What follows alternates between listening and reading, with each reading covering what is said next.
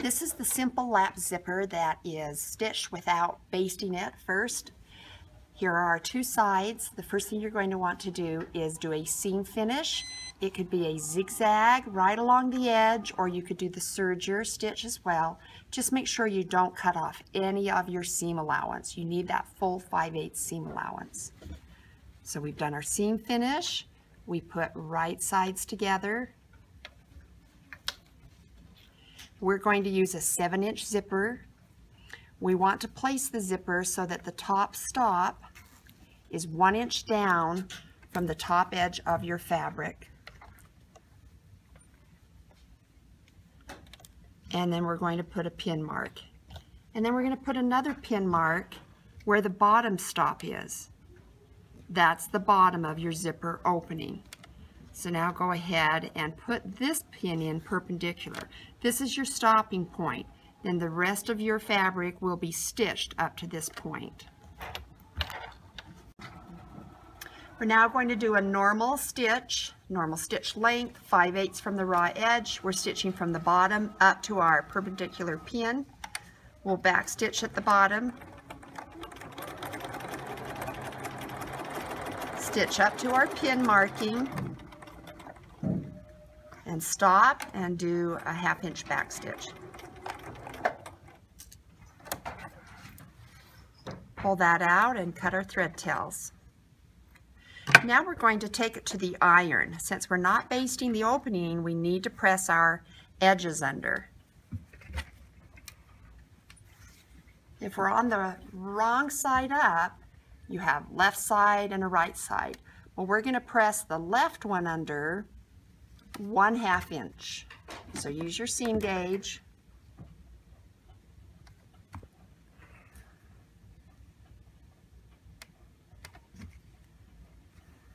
Make sure at the very bottom here you don't go back to 5/8. It's very important that it's at the 1/2 inch.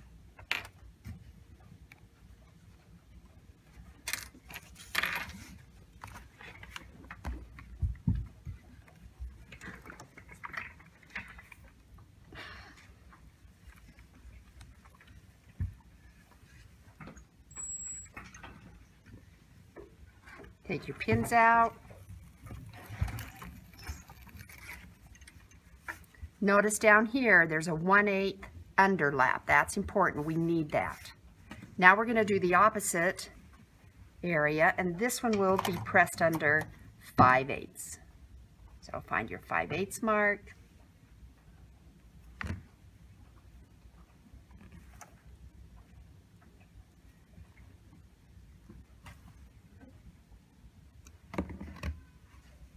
That one will match right up to our seam line.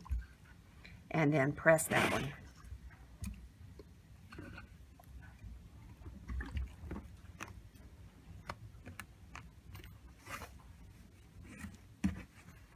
Okay, now we'll turn it right side up. So this one on the left is the one that we pressed under 5/8. This one on the right is the one that we pressed under 1/2 inch. So notice that there is that little underlap there, and that's important. Now you'll take your zipper and unzip it. We have the zipper tape right side up. You know it's right side up because the slider is there up. Once again, match the top stop to 1 inch down.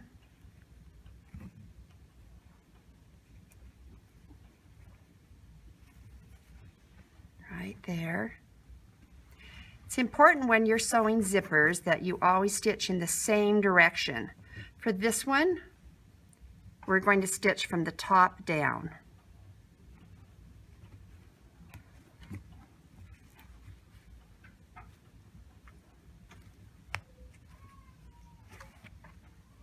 We'll get one more pin up here.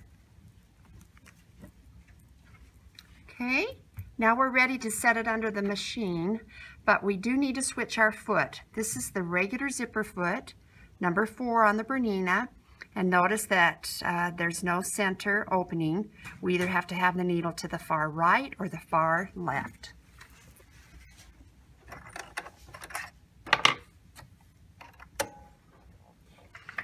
So I'll move the needle we'll move it to the far left.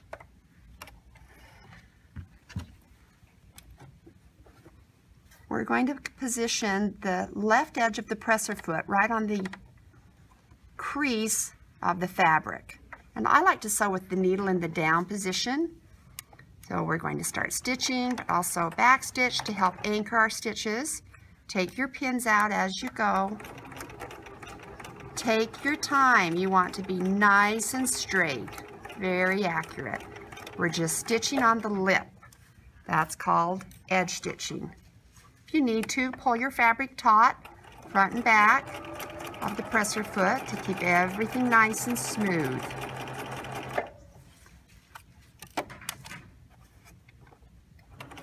Your fabric is next to the coil, but we're not stitching the coil. Now when you get close to the slider, that's bulky and will be in your way. So leave your needle in the down position, raise your presser foot, and just close the zipper a little bit so that you have room to continue stitching straight down.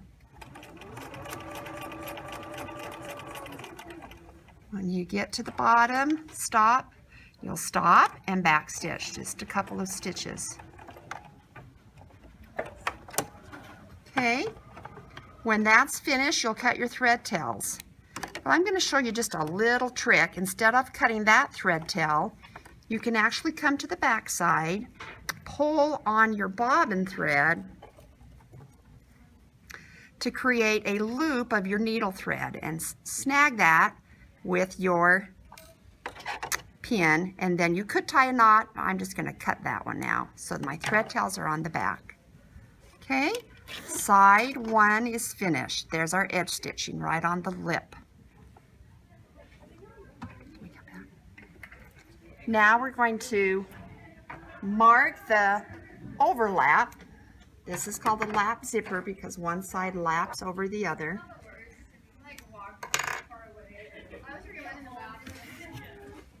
There are different ways you could mark it. You can even use the stitch plate markings, but I'm going to go ahead and just use chalk. And we're going to measure the 3/8. You can go for anywhere from 3/8 to 1/2 of an inch out, and you'll still catch your seam allowance.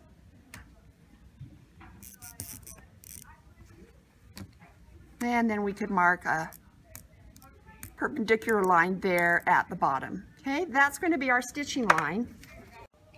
After marking the overlap, we will now pin it to the other zipper tape.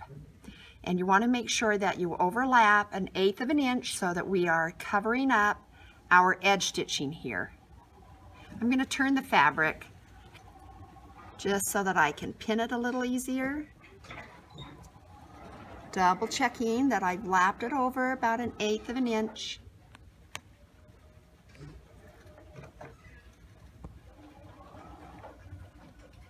You want to make sure that your pull tab is up, and also when we pin up here, we want to make sure that that gets pinned onto our tape. We don't want the tape to be sticking out there.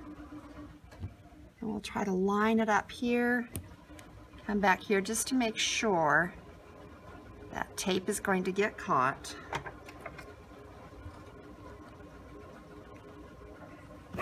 And then just check it, make sure that's going to overlap enough. I'd like it to overlap a little more. It's a little bulky there in the slider area.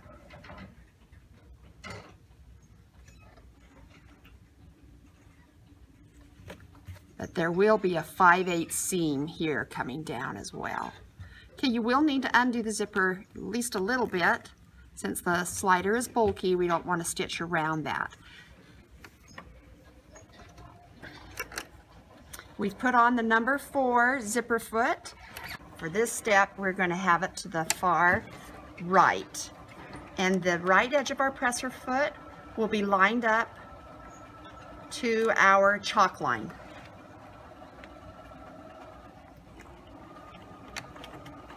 Just be consistent.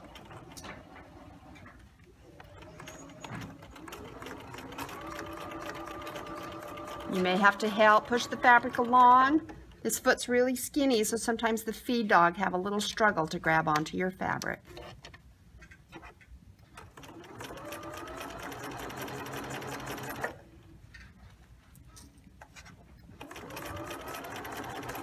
When you get close to the bottom, you can go ahead and stop with the needle down and then zip the zipper closed so that bulky slider is out of the way as you finish down to the bottom.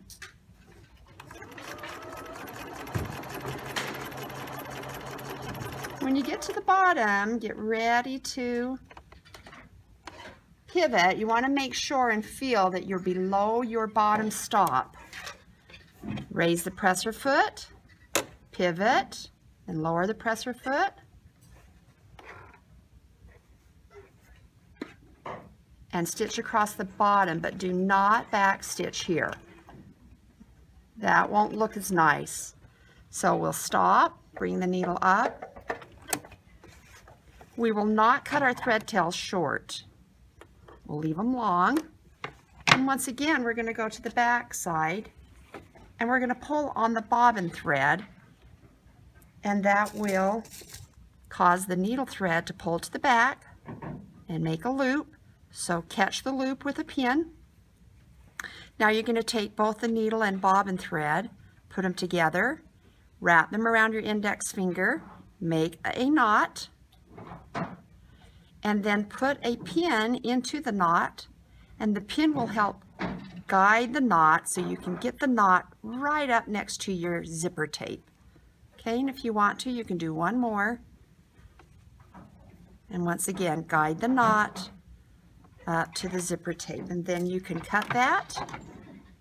Now there are no thread tails on the front. It's nice and clean.